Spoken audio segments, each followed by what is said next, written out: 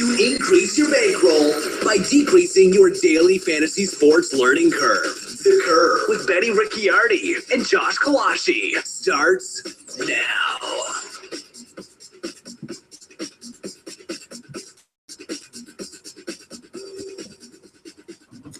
Hey everybody, welcome back to another episode of The Curve here at rotocurve.com.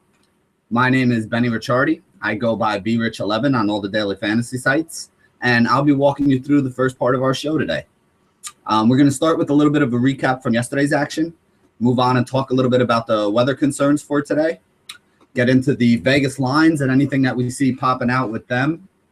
Then we're going to get into pitching. I'm going to bring on my co-host, our pitching guru, Josh Kalashi. We're going to go through some of the starters on today's slate. So there's a lot of guys that make sense, a lot of guys that are interesting today. So it'll be, it's going to be some tough decisions for us to make. So hopefully Josh has some good stuff that can help us figure out who we want to start and who we want to be sitting today.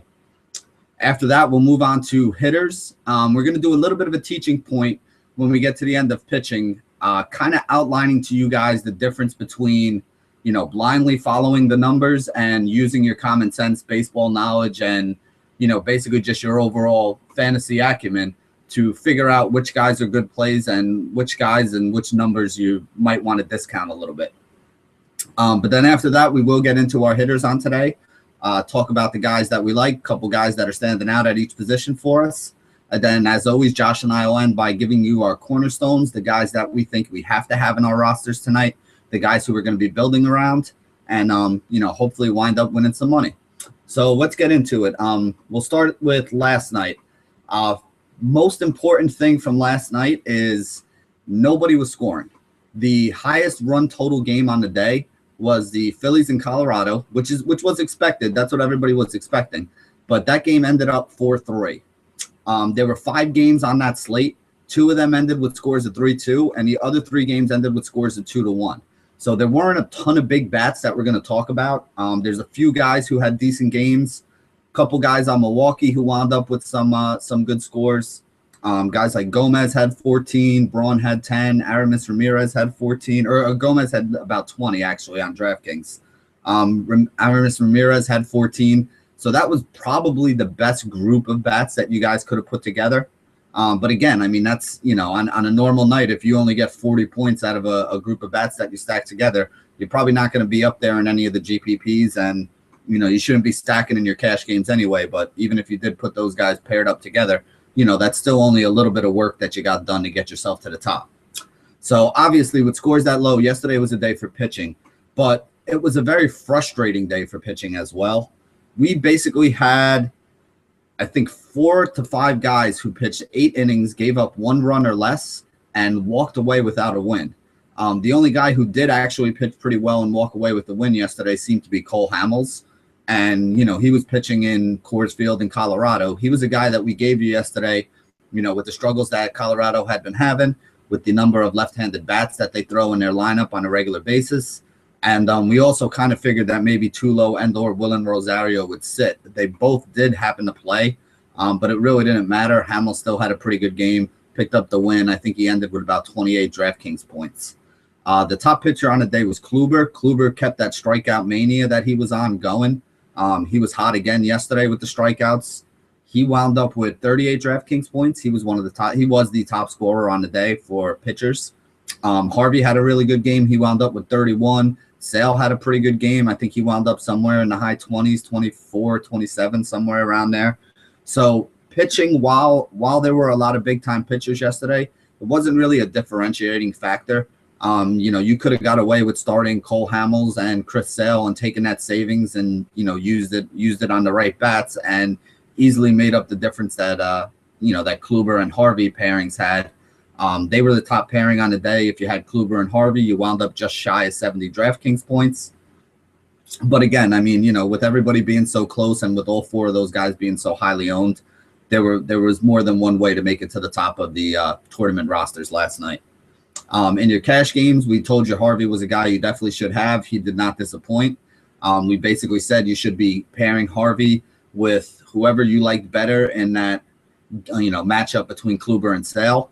It didn't really matter which one of them you took. Like I said, Kluber probably he did have the better day, probably about 12, 13 more points over what Sale did, but Sale was still very useful. It's not like either one of them got blown up. They were both good quality starts on the day, top 5 pitchers that you could have had. So that's just a little bit of a recap of last night. To give you guys an idea, the moonshot winner last night did have that Kluber-Harvey pairing. Got 70 points on it from DraftKings from his pitching. He also had a stack of Milwaukee bats. You know, he had the guys that we mentioned, like Braun, like Carlos Gomez, Aramis Ramirez. So they all helped out. And then he also had Willen Rosario and DJ LeMahieu, who were the 2 other guys that he had in his roster, as well as he had one other guy in his roster. I don't remember who it was at the moment. But they finished with 13 and 20 DraftKings points. So basically, he hit on the right guys outside of his stack. And, you know, even though it wasn't a great game for that Milwaukee stack, they did have one of the best nights out there, you know, in such a low scoring affair. So that basically sums up last night. You know, we have a similar slate tonight, a lot of good pitching on the line. Obviously there's more games. We got a full 15 game slate today. The good thing about tonight's slate is if you're looking at the weather issues, there is absolutely no games right now that have a high likelihood of being canceled or delayed because of rain. Now, obviously, things could always change. I know myself, I'm in the New York area. It looks like it's a little overcast outside today. Had some rain on and off earlier in the day. But if you look at the sites and you look at the, you know, places that track weather, it pretty much has every game listed as a game that's ready to go. We don't even have any that are in, you know, in the yellow cautious area. And there's definitely no games in the red area where you really got to concern yourself with on any of these sites that track it. So that's a good thing for us there. There is a little bit of wind, nothing spectacular, 10-mile-an-hour winds that are blowing straight out in a couple places. Detroit is one of those places. Pittsburgh's another one. Boston and San Francisco. So you got a whole bunch of places there that are pitchers' parks. So even with the wind blowing out a little bit, it's probably not going to have a huge impact on any of the games today. But it is, you know, obviously something I wanted to let you guys know about, something that, you know, a lot of people like to use in their research to, you know, maybe help you decide between 2 players on those teams if you're in there. So that's basically all the potential weather issues to the day. So let's move on to the Vegas lines. There's a couple things that are pretty interesting here. When we get into pitching, you're going to hear me talk about a guy, Shields, and I know Josh is on him as well today. And the thing about James Shields is he's pitching against Chicago today. Chicago-San Diego game. It's in San Diego. It's the lowest run total game on the day at only 6.5. Now, people think of Chicago and all those guys they called up and they're, you know, the big bats that they have. But basically, San Diego's a great pitcher's park. Shields has been really good today, really good so far this year. And it looks like he's got a pretty good matchup today. So that is the lowest over-under game on a day at 6.5. And that's going to be a matchup between Hamill and Shields, who have both pitched pretty well so far. There are 2 other low total games to look at. One of them is the Mets and St. Louis Cardinals. That game is at Citi Field. Citi Field's another park, doesn't yield a lot of runs. And the other one is, or actually there's 2 other ones. There's Cincinnati at KC. That game's in KC, a place that's tough to hit home runs out of. Johnny Cueto's on the mound for Cincinnati, so that one makes sense as a 7-run game. He's going up against Yordano Ventura. I don't know what's up with Yordano. I'm hoping that he gets himself right, but lately he hasn't looked very good. So, you know, there may be a chance for that one to go over if Cincinnati bats can get to him. And the last game is the LA Dodgers and San Francisco Giants. That's at 7 as well. And again, another pitcher's park out there in San Francisco. Not the greatest pitching matchup going on. Neither team really has their stud on the mound. But again, it's a park that doesn't yield a lot of runs. So, you know, it's something that you want to be careful of if you're looking to use any bats in that game. There are 2 high-run games today. The obvious one that everybody has been using and is probably going to be on is Philadelphia playing at Colorado. That one is a 9.5 total run line on it.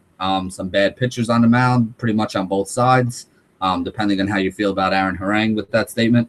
And the other game, that is a high total game. We got Toronto and the Angels. The Angels are going up to Toronto to visit the Blue Jays.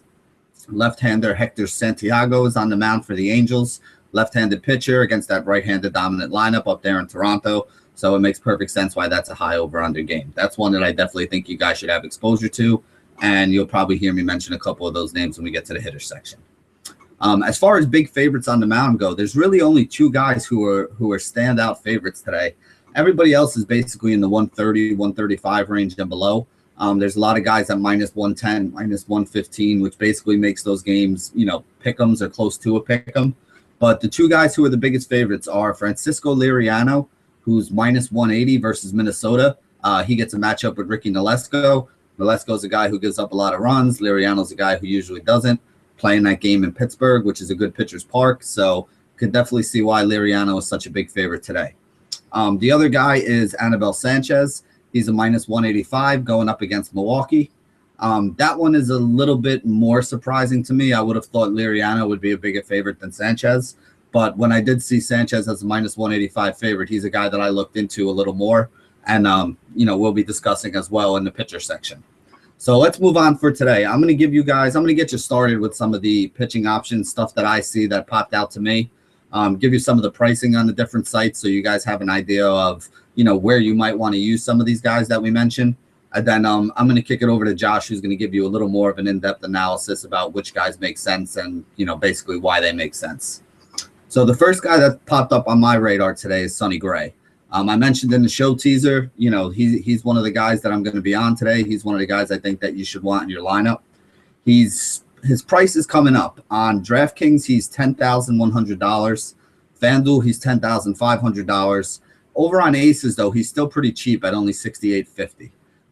If you're looking for a recommendation on Aces, I definitely think he's somebody who you should have in your lineup. DraftKings, I think you can use him. FanDuel, he's a little bit pricey for me. He makes sense to me in GPPs as well as in cash games. On DraftKings, definitely more in cash games. On Aces, you can use him everywhere. On FanDuel, there are other options you can consider, but I do think he's the best starting pitcher on the day. He's got a 1.61 ERA. His whip is 0.93 right now at the moment. And as I said, with the 50 Ks of Gray, he's got 53 strikeouts so far and 55 innings of work. He's been very good. He's been every bit as advertised. He is the ace for that team right now. He has 5 straight starts on DraftKings where he's gotten between 25 and 33 points. That's why I said he's a great cash game play. His consistency is amazing. His bad game lately has been 25. His good game, he's been able to get it up above 30, 33, 34 DraftKings points, somewhere in that range. And again, he's got a good matchup today as well.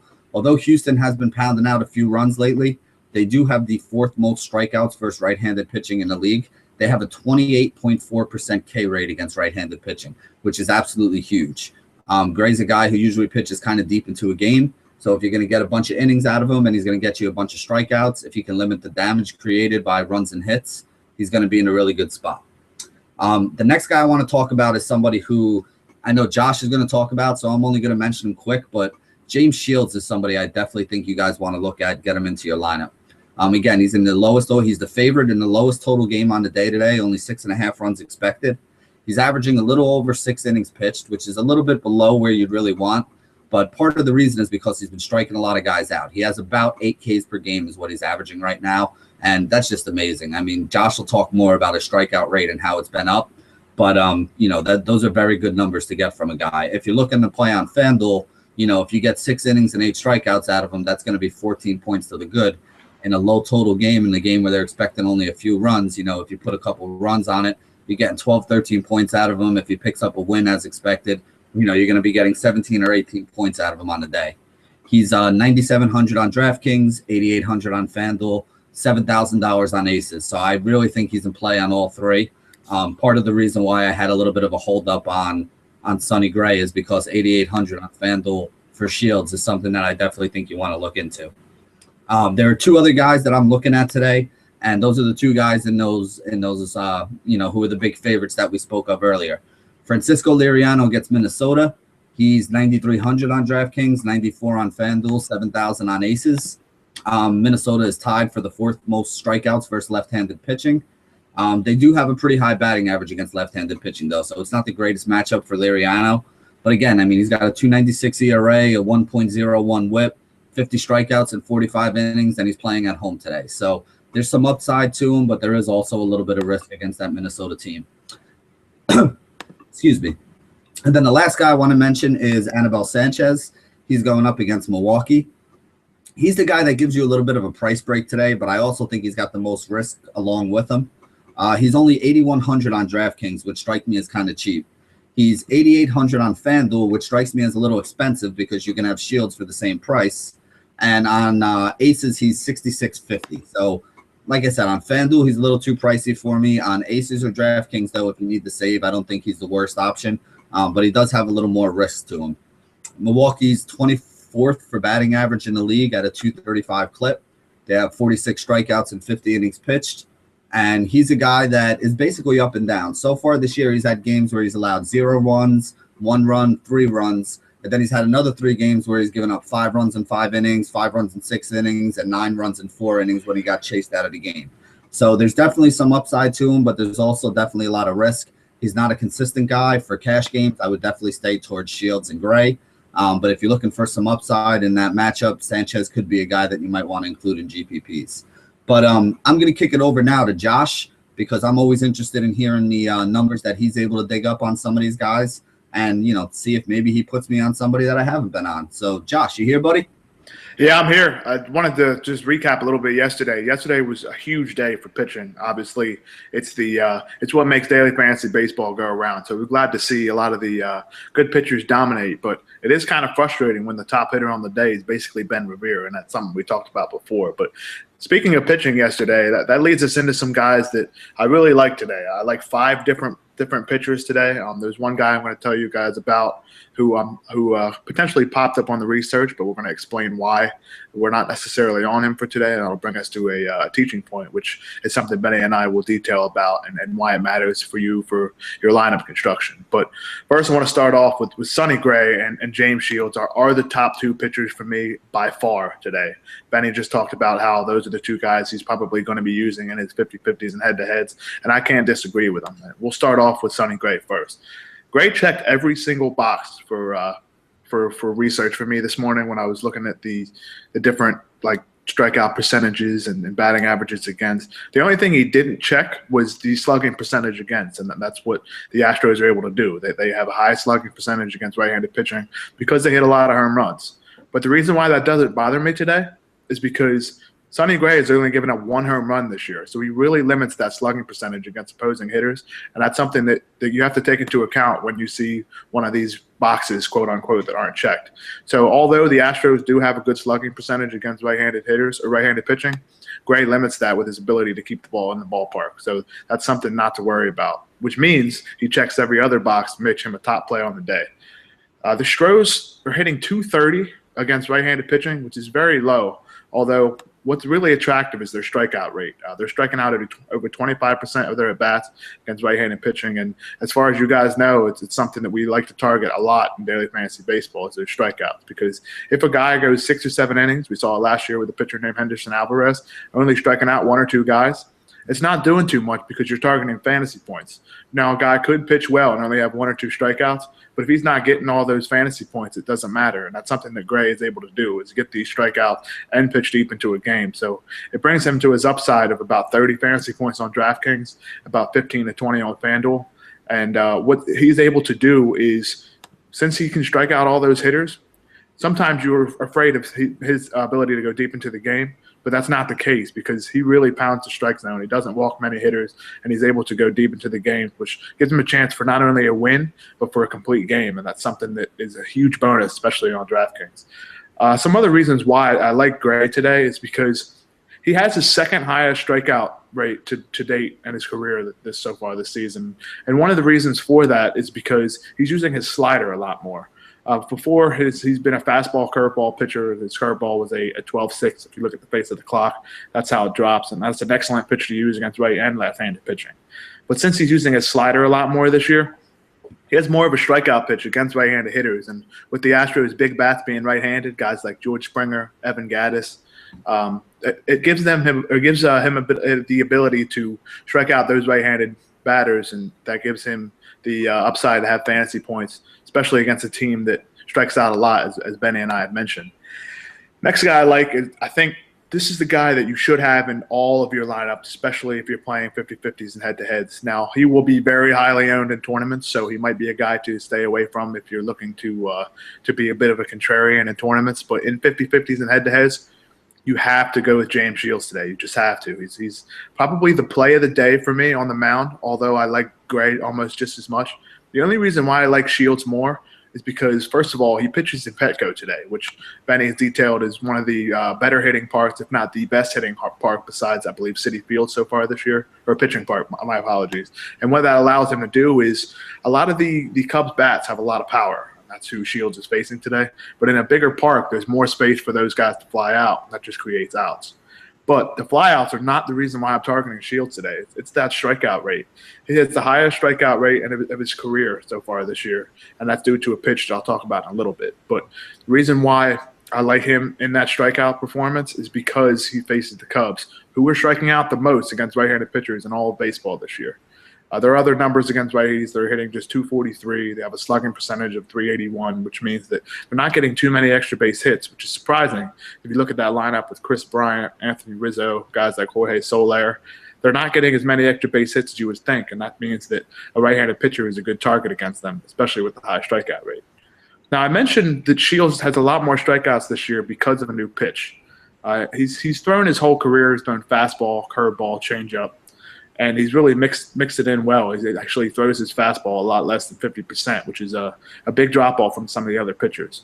But the strikeout pitch that he's using this year, it's called a Knuckle Curve. For those of you that are familiar with the game of baseball, that basically means it's the same as like a normal 12-6 curveball, but you have a little bit more of a pressure point on your right index finger if you're a righty, or your left index finger if you're a lefty. And what this does is when you put that pressure point on the laces of the ball, it causes a sharper drop, but it's not as fast of a pitch. And what that does, basically, is it allows for more strikeouts. If that ball is dropping off the table, if you have a chance to watch the Padres today, be sure to check out James Shields' Knuckle Curve. And it's something he's thrown just about 20% of the time this year, and that's really been his strikeout pitch. And I think he has something close to 11 strikeouts per nine, which is incredible. Now, Betty said that he's averaging just over about 6 innings per game, and that is a little bit of a worry. But if he's getting those 8 or 9 strikeouts in 6 innings, it's not something to be afraid of. Earlier this year, I believe Shields did pitch against Houston. I think he struck out 12 batters in just 6 innings. So look for him to be able to repeat that performance today, especially with that new pitch. The next guy I like would normally be a top 2 option for me, but considering today's circumstances with James Shields and with Sonny Gray, I think Michael Wacha is my third pitcher for today. His strikeouts are down a little bit this year. He's not really striking a lot of batters out simply because he's looking to go deep into the game. Now, he faces the Mets in Citi Field, and something we talked about with the ability to that park contains a lot of fly balls, and that's something that can really give a pitcher a benefit of the doubt. You see it a lot with Bartolo Colon. But the reason why I think Wacha is my number 3 today is simply because of the low strikeout rate.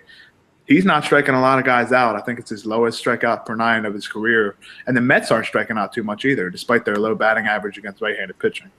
Wacha's very consistent, though. He has double-digit fantasy points in every single start this season. But the only problem is just over double digits on DraftKings isn't going to do it for you. You're going to need those strikeouts, and that's exactly why guys like James Shields and Sonny Gray are the top 2 pitchers for me today, because Wacha can't get those strikeouts. Now, he is cheaper, so if you wanted to go a little bit of a safer route, because sometimes if big strikeout guys like Gray and Shields can't strike a lot of batters out, it limits their upside. Wacha's a safe play, but for me, he's just a third starting pitcher. By some chance, I'm having a big issue with salary construction. That rounds out my pitching for 50-50 and head-to-heads, but there are some guys in tournament that I want to target today. Benny mentions Anibal Sanchez against the Brewers. The Brewers have allowed some of the highest scoring games to opposing pitchers all season this year. I write a column each week here at Roto Curve describing some of the past pitching performances, and it seems to me that at least 2 or 3 guys every week target the Brewers, and that's one thing to look at, because although the top 4 in that lineup, and Carlos Gomez, Ryan Braun, and guys like Aramis Ramirez, those guys can hit a little bit, but after that, there's really not too much to look at. And that's one reason why I like Sanchez today, because he is a right-handed pitcher. And that lineup, other than those top 4 righties, don't have much to kind of calculate or go against the upside for an opposing pitcher. Sanchez has a high strikeout rate and can rack out probably 8 or 9 strikeouts if he gets into the deeper part of the game. But the reason why I can't use him in 50-50s and head-to-heads is because, as you guys know, I like to target guys that have a high ground ball rate, and that's something that Sanchez does not have this year. I think that pitchers can get into a lot of trouble when they're kind of playing with fire, quote unquote, giving up a lot of fly balls. And that's something I don't like to target in these tournament games, because if fly balls translate to home runs, that's exactly what a long fly ball is. And that's something that I'm a bit afraid of when you look at a guy like Sanchez, because although he does have good stuff and he's a pretty good pitcher and he has a nice matchup against the Brewers, 2 or 3 home runs and all of a sudden that pitcher is getting taken out in the 5th, and he's not getting that threshold for 20 fantasy points on DraftKings or anywhere between 13 and 15 on FanDuel. So that's why he's a tournament-only option for me today.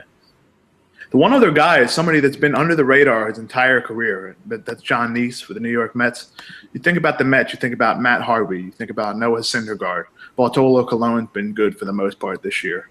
Zach Wheeler will be another good right-handed pitcher for them next year. But the guy that gets thrown under the bus a little bit in terms of talent is Jon Niese. He's been very good his whole career. I think he has an ERA below 3.5 in the past few years, and he's one guy that I'm looking at today in tournaments against the Cardinals. Now, the Cardinals do have a very good lineup, but there's no disputing that. But against left-handed pitching, they're struggling a bit. They're slugging just 389, and their strikeout rate is pretty high at 22.4%. But one reason why Niese can be so effective is because he has so many pitches.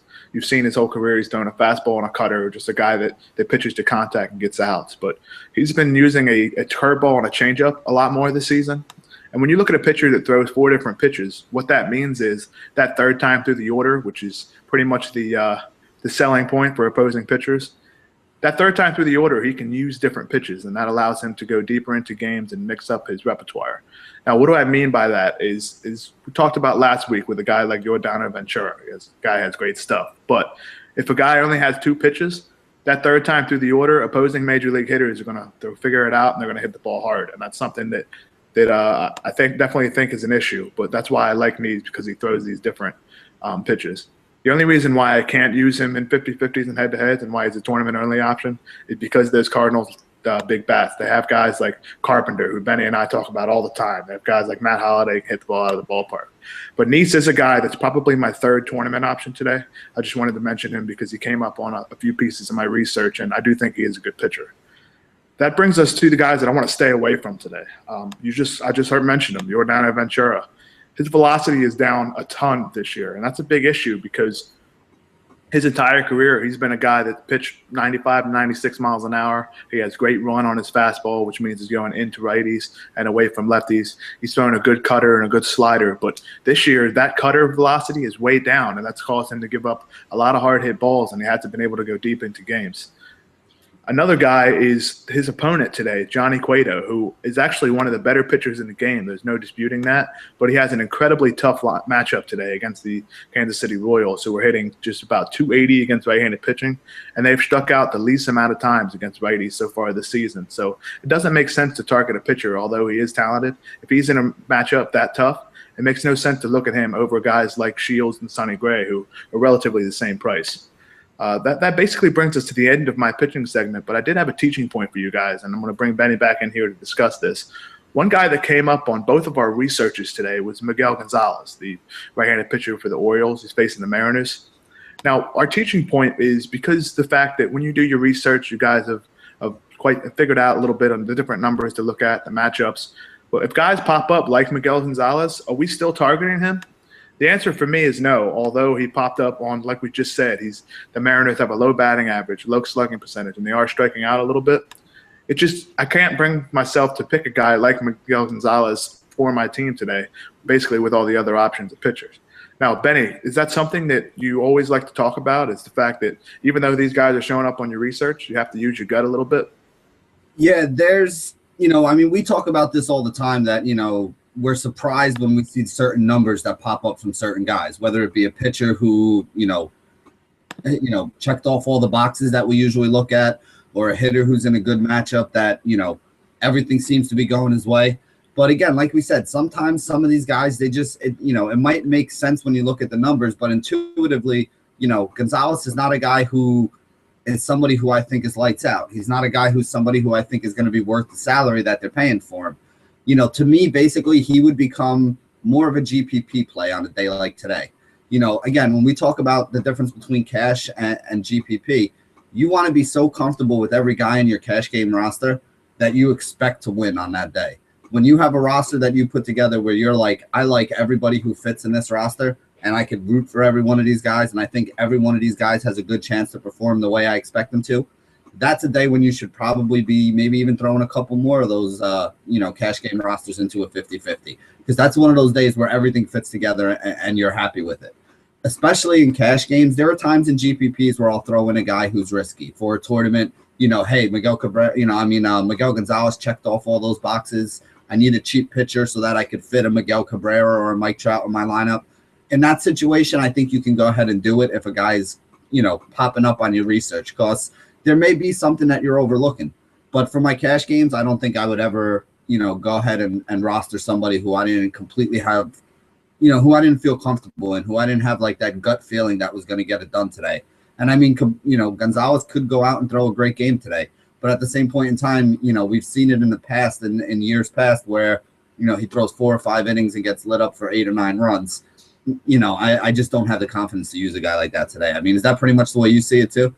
Yeah, it's all about the confidence level, especially in pitchers, as Benny just said. If you're using guys in your 50-50 and head-to-head lineups, you want to be comfortable with the fact that they're going to throw a good game. And that's what we talked about with guys like Gray, guys like Shields today, and guys like Harvey yesterday. It's just that more often than not, these guys are going to have a good performance. And guys like Miguel Gonzalez is one of the reasons is he's not giving me that comfort level regardless of his matchup, because, and you hate to use the old cliche, but he's just Miguel Gonzalez. Now, I don't want to take anything away from him, but that doesn't mean that he has the ability to put up 25 or 30 fantasy points like a guy like Sonny Gray or James Shields can do. Now, that brings us to another point, because this isn't just for pitchers. This happens for hitters as well. You see guys that come up like, obviously, Benny and I both love Matt Carpenter, and if he pops up in your research as a guy that, say he's facing a left-handed pitcher that has given up a lot of hits to left-handed pitching so far this year, if it's a smaller sample size and that guy's actually been good against lefties in his career, somebody like a Chris Sale, that doesn't make Matt Carpenter a great play, because a guy like Sale is very good against left-handed pitchers over a larger sample size for his career. So it might be a day to stay away from Matt Carpenter or somebody like that. It's definitely a thing to look at, because all these players can pop up in your research. But if you guys are playing daily fantasy baseball, chances are you know the game and you like playing the game. You've seen a lot of baseball in your career. So don't be afraid to go against what your gut says. And even though if the numbers say one thing, if you don't fully agree with it, you don't have to go with it. I think that's one of the best things about daily fantasy sports is you can combine your knowledge of the sport and your knowledge of the numbers. And if both of them match up for you, great. That's a guy that you're going to be putting into your lineups. And I think that's something that's not Miguel Gonzalez today, but it is a guy like James Shields, because we've seen him pitch. We know that Knuckle Curve is good. He has the numbers going for him. So just be sure to use all the resources at your disposal. Use the numbers. Use your knowledge of the game. That's something we can't stress enough, because a lot of people can get into trouble using just one or the other. Being able to use everything to your advantage is one of the reasons why some of the more successful players are successful. And that's just something that we want to make sure you guys know. And if you take away anything from today's show, it's that. Be sure to trust yourself and trust the numbers at the same time. Yep, that's a great point. And I mean, to build on what Josh was saying, when you're looking at your hitters, you also have to take into account the other options that are available. There could be a guy who's checking off all the boxes, but if there's another guy who's also checking off all the boxes that's $300 or $400 cheaper, or is playing in a better ballpark, or has better lineup placement, those things all factor into the decision. It's not just one number. Like I know some people say, well, what's the most important number to look at? Is it WOBA? Is it batting average? Is it on base plus slugging? It's all those numbers put together. You want to know, you want to try to get guys who are in the best situation across the board.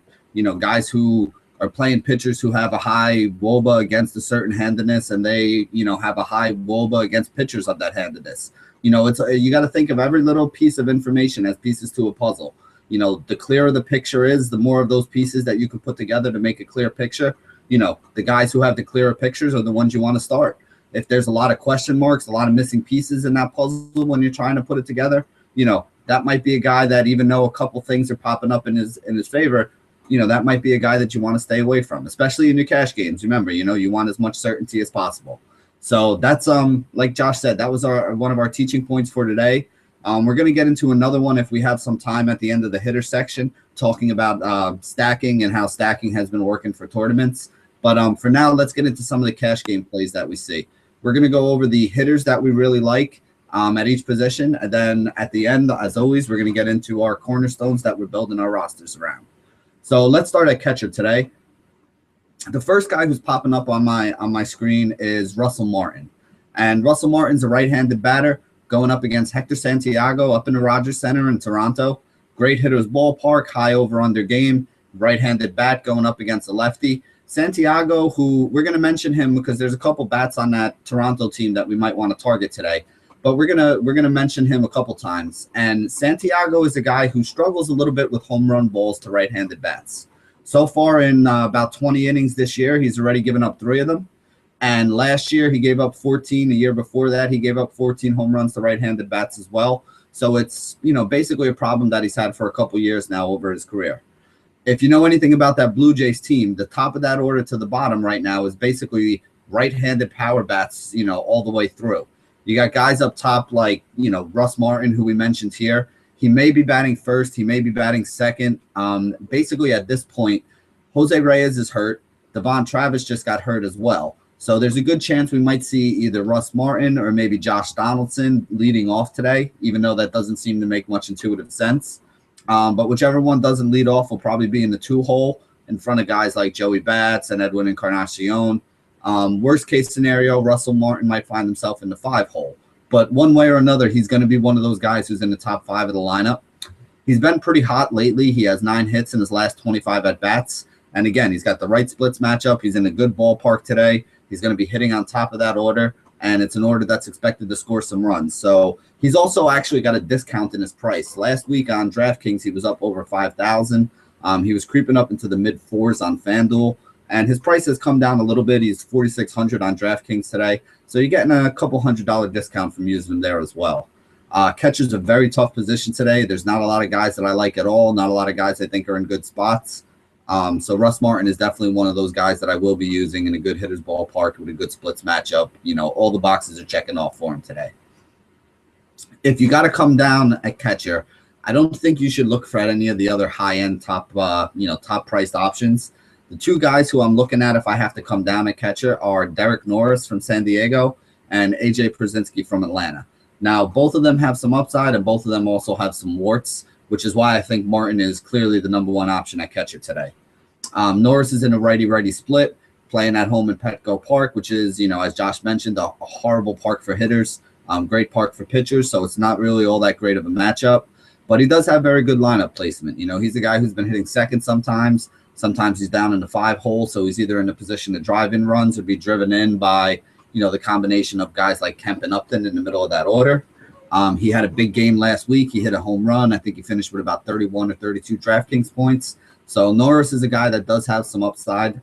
His price is really cheap, which is why I like him.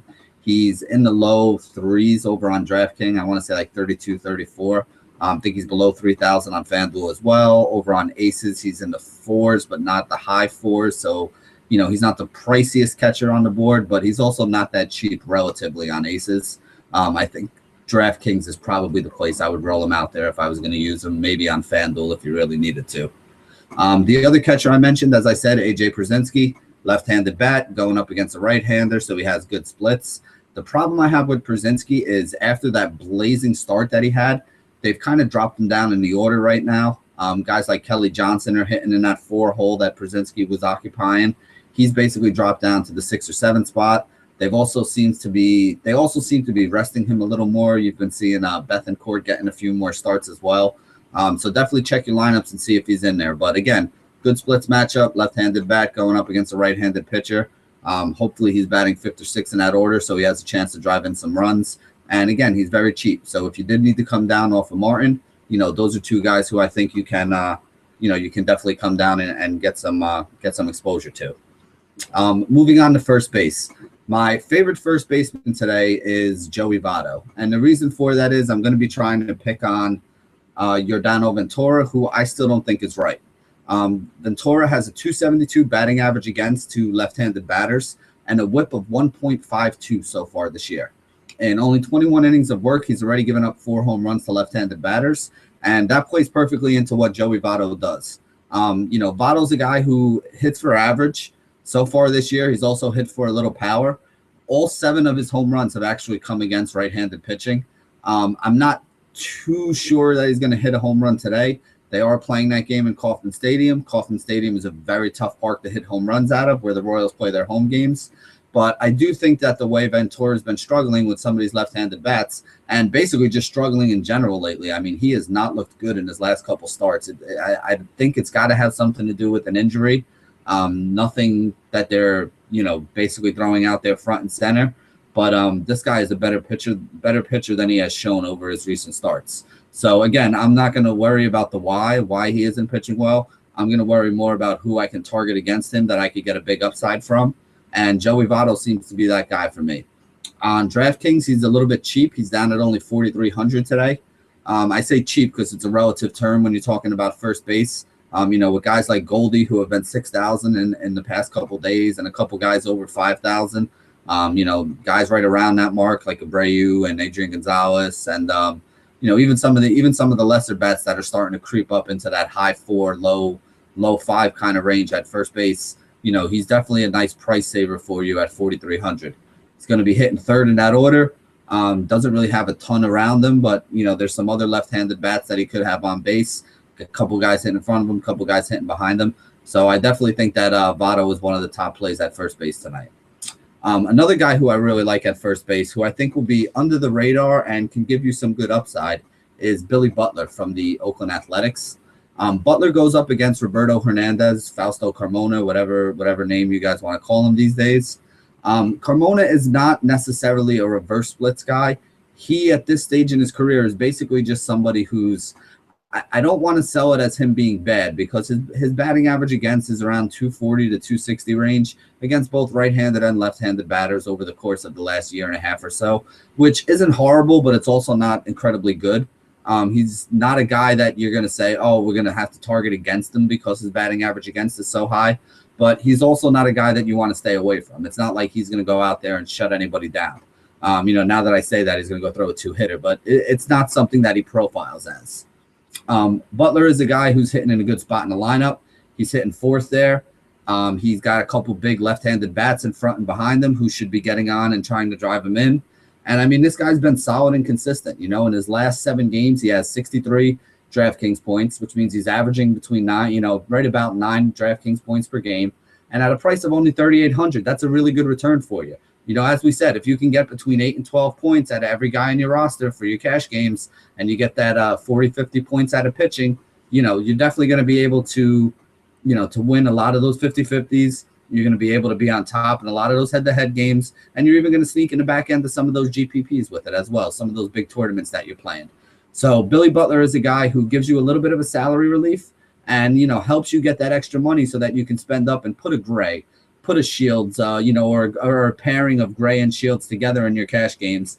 Taking a guy like Butler allows you to have the money to spend up and, get those stud pitchers that you want and trying to build your roster around them from there.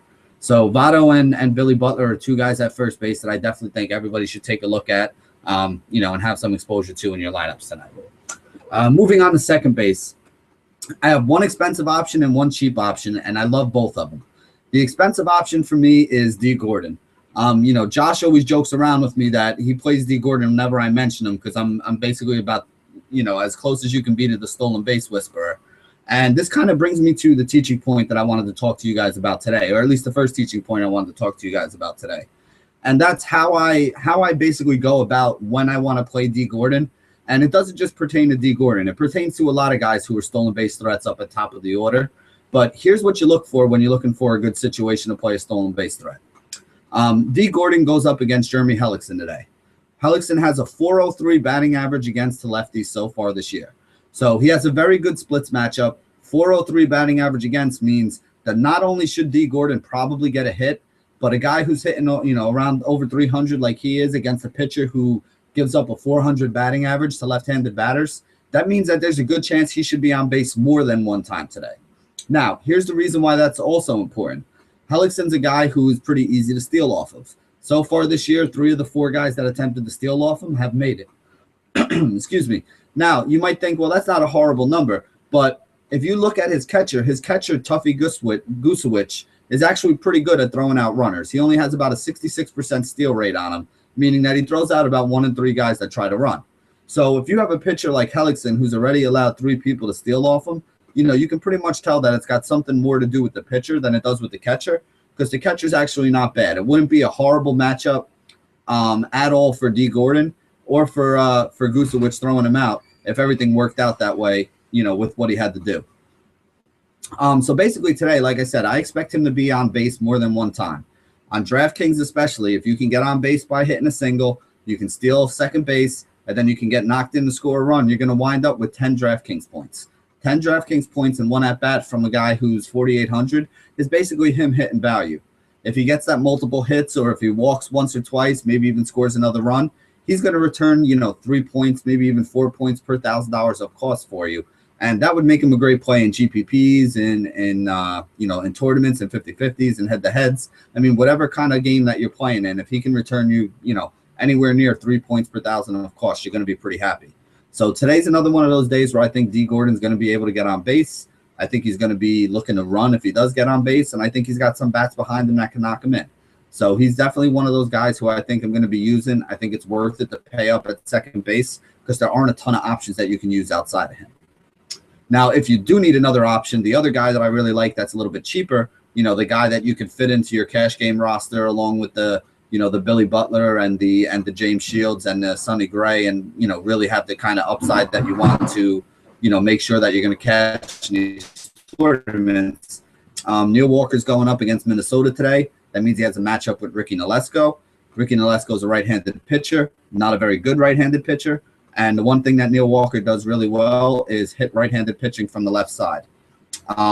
So far last year, Nolasco has allowed a 334 batting average to guys that are batting up from the left side of the plate.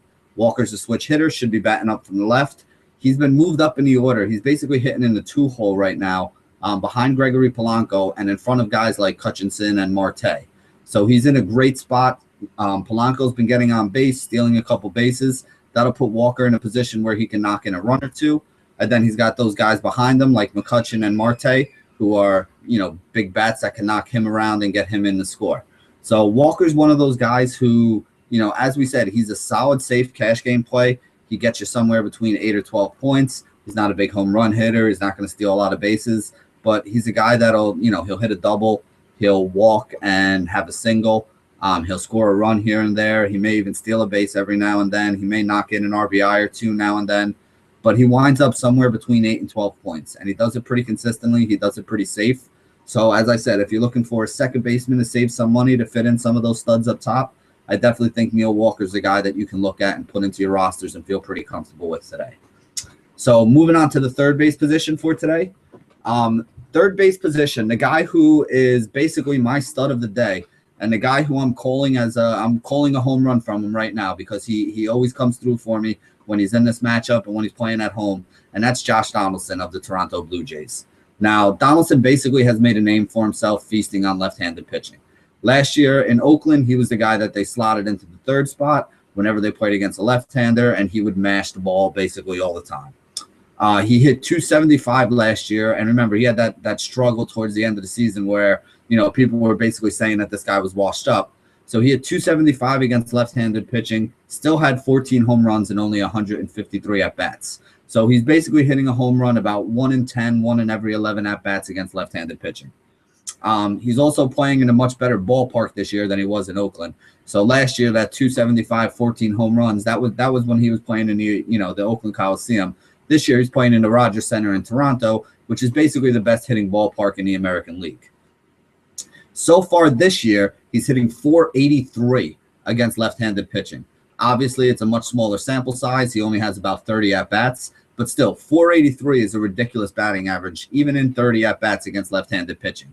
So it's definitely a trend that is continuing. This guy loves hitting left-handed pitching. He's got 2 home runs, 2 doubles already in those 29 at-bats. Like I said, the trend is just getting stronger so far this year. They're playing in the Rogers Center, good place to hit. We already mentioned Santiago and how he struggles some with right-handed bats and home runs. So there's a lot going in Donaldson's favor today. He's a little bit pricey. I think he's about 4,700 right now on DraftKings. I think he's either the top price or the second highest priced third baseman over on FanDuel as well. But again, he's in such a good spot. He has a very good chance to hit a home run today. He has a very good chance to pick up a couple hits, a couple RBIs. The one thing that would give me a little bit of pause, and again, I'd still use him, I just wouldn't be happy about it, is if they continue with having him lead off with the kind of power that this guy has in the matchup that they have today. I would even rather see Russ Martin lead off, who has a high on base percentage. Hopefully Martin picks up a single or gets a walk, and then it gets to Donaldson so he can hit that home run with somebody on base.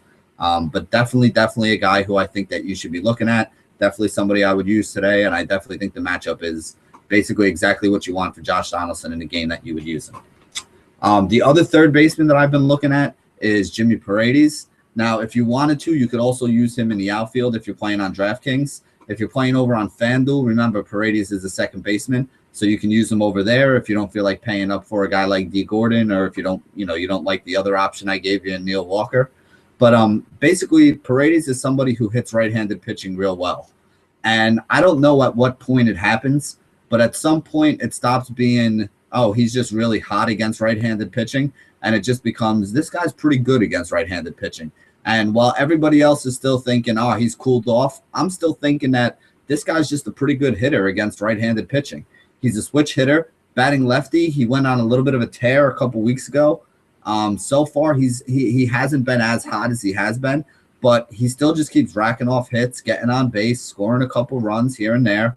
He's not putting up the 20 to 25 DraftKings points he was every day, or the 8 to 12 FanDuel points that he was every day, but he's still getting you 2 to 5 points on FanDuel. He's still getting you, 7 to 10 points on DraftKings. And while his price has come up, that's still a pretty decent return for you in either your cash games or in your tournaments.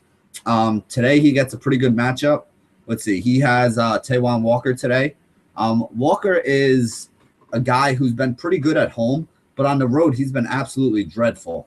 At home he has a ERA in the 330s and a WHIP in the 110s, but on the road his ERA is over 10, his WHIP is over 2, and I mean he's basically just been getting shelled and hasn't even been making it deep into the games. He pitches in Baltimore today in Camden Yards, which is a very hitter-friendly place to pitch. And as I said, one of the bats that I think I'm going to be attacking him with is going to be using Jimmy Paredes. I'm not actually going to mention him, and I didn't write him up. But if you're looking to play in tournaments today and you're looking for a high upside guy, his teammate Chris Davis at third base or at first base, if you want to use him over there, is another guy who profiles as a home run hitting kind of guy who could take Walker deep in this one. And even Adam Jones as well. If you want to use any of those guys, you're going to get no arguments from me. I'm really not a fan of Walker when he's away from home, and I think that those Baltimore bats can get to him. So we're moving on right now to shortstop. My shortstop play today, you guys might think is a little bit off the wall, but before you get crazy, just take a look at Freddie Galvis's numbers.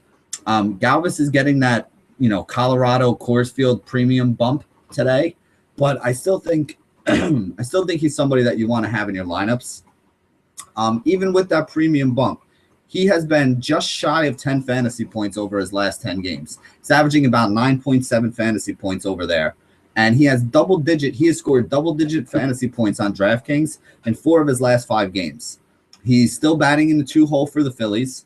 Again, he's in Coors Field. He has a matchup today with Chad Bettis. Bettis is not really a very good pitcher.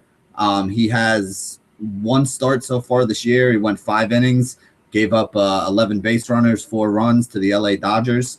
And again, that was actually in Dodger Stadium. This one is coming back to Coors Field where, hits are always plentiful, runs are always plentiful. So there's a good chance that this guy could get chased even before the 5th inning.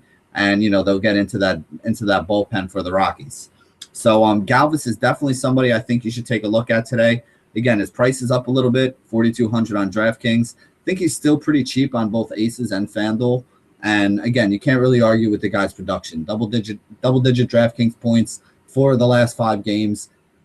Plays a really weak shortstop position. It's tough to find shortstops with that kind of upside, so he's definitely somebody I think you should have in your lineup.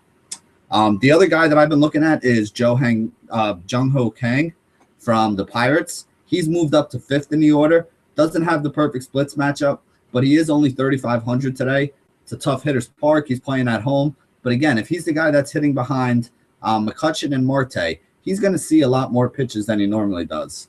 They have he has a decent matchup. Ricky Nolasco is a guy who's been bad to people from both sides of the plate.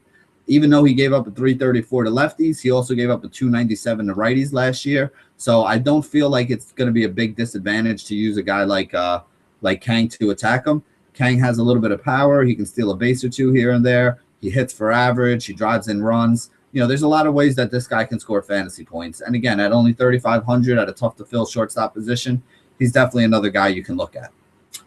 Earlier in the day, I had teased out about the show that there is an angel in the outfield that I'm going to be looking at today. And I absolutely love the matchup today for Kole Calhoun. Calhoun is the best lefty stick currently on that Angels team. And as of yesterday, Mike Sosa in his interview basically said that he's going to be sticking with Kole Calhoun hitting in the 4-hole. So he's going with Trout hitting in the 2-hole, Pujols in the 3-hole, and then Kole Calhoun in the 4-hole, backing those guys up. Calhoun has a really good matchup today with Aaron Sanchez of the Blue Jays. Sanchez is a guy who has some extreme splits. He really, really does well against right-handed bats, and he really, really struggles with those left-handed bats. He's already allowed 5 home runs in only 29 innings of pitching to those left-handed bats. And again, they're getting a great park switch going from Angel Stadium over here to Toronto, playing up in the Rogers Center. Great home run park against a guy who's been giving up a lot of home runs. Kole Calhoun's price is still pretty fair, still pretty reasonable all over. I think he's 4,300 on DraftKings now, about 3,100 on FanDuel. So he's definitely a guy, left-handed stick with some upside, I think you should use. Now, the other 2 guys I'm going to give you in the outfield both play for the same team. But the way that these Washington Nationals bats have been swinging, you really can't argue with them. I'm going to actually look at some of these numbers here for Bryce Harper because I didn't believe him when I first saw him, and I want to be able to relay him to you guys so you understand how well he's been playing. There's literally nobody hotter in baseball than he is right now. His worst fantasy game in the last 10 has been a score of 9 on DraftKings. So in his last 10 games, the worst score he's given you is 9, which is basically about twice his salary at the time at like 4,800. Let's see. He has put up 2 30-point games, 3 20-point games, and 4 other games where he's been in the teens during that same 10-game stretch. So, I mean, this guy is just absolutely on fire, absolutely mashing the ball. One of the best players in baseball right now at this point. He gets a matchup with Nathan Eovaldi. Eovaldi has allowed left-handers to hit 296 against him with 10 home runs in 2014. So far this year, in a much smaller sample size, lefties are already hitting 346 with 2 home runs in 15 innings. So Harper has a great matchup. He's red hot. He should remain hitting, right in the middle of that order. And the thing is, the guys around him are starting to heat up as well. So this whole lineup seems to have been lengthened. Everybody's putting in good at-bats. More guys are getting on base. And the more guys that you have on base, the harder it is for a pitcher to pitch around guys. He really has to start getting in the zone a little bit and going after them. And, if you're a right-handed pitcher and you have to throw pitches anywhere near the zone to Bryce Harper, it's probably not going to end up real well for you. The other guy who I'm using from this Washington team as well is Denard Span. Now, you guys know over here at Roto Curve, Denard Span is one of our favorite players. Rath had mentioned this guy. We mentioned to you about the research that Denard Span finished as a top 30 outfield guy last year on DraftKings. And the way that he plays and the game that he has, it's just conducive to big DraftKings scores. So if you're playing over on DraftKings, Denard Span is definitely somebody that you want to have in your outfield. Again, same matchup against Eovaldi, 297 batting average last year to lefties, 346 so far this year. And Span, he's just very, very underrated. He's currently riding a 6-game hitting streak. He has double-digit fantasy scores in 6 games in a row and 7 of his last 9. So basically, this guy's been almost as hot as a guy like Harper. He doesn't have the same kind of upside that Harper has. He's not going to hit 2 home runs. He's probably not going to get you 30, 35 fantasy points. But in 6 games in a row, this guy's gotten you double digits, 10, 12, 14, 18, somewhere in there. And in 7 of his last 9 games, he's been able to put that up too. And the thing about him is he's only 4,300, so his price isn't very expensive. For other guys who you pay for that kind of consistency, you're talking about guys like Ryan Braun, Carlos Gomez, who also are able to do that same kind of thing, but they're both 5,000 or above. So with a guy like Span, you're basically getting a cheap option who's been giving you elite production. And again, you can link him together with a guy like Harper and have a lot of upside in that Washington game. So those are some of the guys that I am on today that I wanted to mention. I did also want to give you guys a quick teaching point. If you look in the Roto Curve forum, there was an article that we put together about stacking that's going to go up there. Now, again, we like to talk to you guys about cash games, and we think that's the way you should be playing. But we've seen stacking really, really work in some of these big-time tournaments. Somebody tweeted out last night, I think it might have been Dan Back, that 7 of the last 8 people who have won the qualifier for DraftKings have stacked their lineups in there and, basically taken one team and put 5 or 6 bats from that team in there, picked their favorite pitching, rounded it out.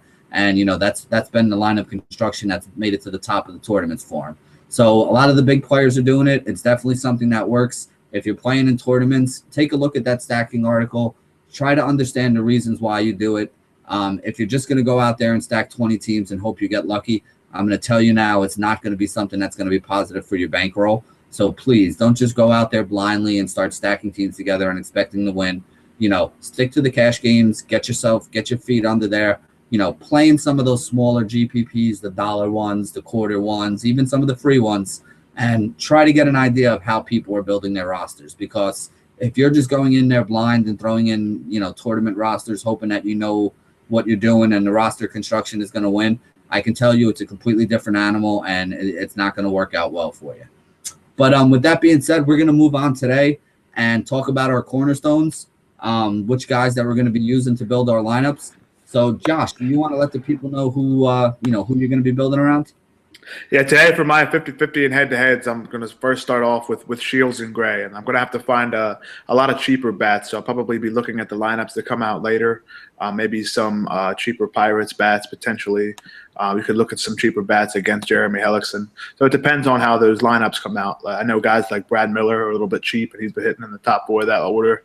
But in order to fit those top 2 pitchers, I'm going to need some cheaper bats. And I do like Harper and Donaldson, so I'm going to have to find some potentially some real cheap, maybe catcher, maybe some cheap outfielders like a guy like Ben Revere. I haven't checked his price yet. But in order to fit those top guys, you're going to have to find some value today. So be sure to check out the Roto Curve lineups page when those lineups are available. What are you doing today? Yeah, I got to be honest, it's been real tough trying to build rosters today because a lot of the guys that I want to use are somewhat pricey, which means that I'm winding up, getting myself in spots where I'm hoping that some value guys open up when lineups come out later. Same as Josh said, in my cash games, I'm going to have a lot of Gray. I'm going to have a lot of Shields. If I'm playing on a 2-pitcher site, I'm going to have a lot of Gray and Shields if I'm playing in cash games. I think they're the 2 best pitchers. They both play high strikeout teams. I think they're both in good spots. They're the 2 guys who I have the most faith in. For the GPPs, for the tournaments, I might try to mix in some of the guys like a Sanchez, maybe even like a Liriano here and there, although I don't love his matchup. But there are a couple other pitchers that you can look at. When it comes to bats, again, Harper's been so hot. How can you not play him? Donaldson's matchup so good. How can you not play him? If you're looking to do that, though, then there's going to be guys that you're going to have to take that are cheap. Probably not going to be able to fit a Russ Martin in over on DraftKings. You're going to have to come down to the guys like Pierzynski and Norris down in that 3,400 range. A guy like Walker at 37 is probably going to be in more of my lineups than Dee Gordon. Basically just because if you're going to spend $5,000 on somebody, I'd rather spend it on a guy like Bryce Harper than a guy like Dee Gordon. I just think there's more upside there. I think some of the guys that we mentioned, like the shortstop like Kang, some of the other cheaper like a Walker, some of those cheaper guys, maybe not your top option at the position each day, but the guy who makes sense that you feel is a little underpriced. I feel like I'm going to need a lot of those guys in my lineup to make everything work today. So again, starting with guys like Gray and Shields, and then, putting in guys like Harper and Donaldson, and then trying to make everything work from there. Hopefully we have some lineups that come out later that, that make that easier to do. So we'll see. Keep an eye on the lineups page, like Josh said, and, hopefully we can put something together that gets us to the top of the leaderboards here. Yeah, for sure. And I was just looking at pricing on DraftKings real quick.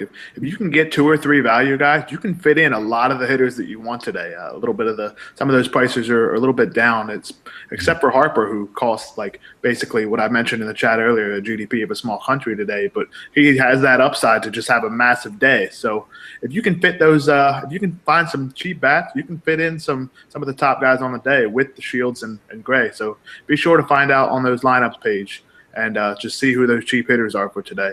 But that basically brings us to the end of the show. So we will be back tomorrow, Wednesday, May 20th at noon, be sure to follow Benny and myself on Twitter, along with the Roto Curve handle, and be sure to check us out in the forums. I know we'll be on the chat for a little while until about 5 o'clock or so, right before we have some stuff to do before lineups lock. But be sure to tune in tomorrow. We'll be back for another episode of The Curve.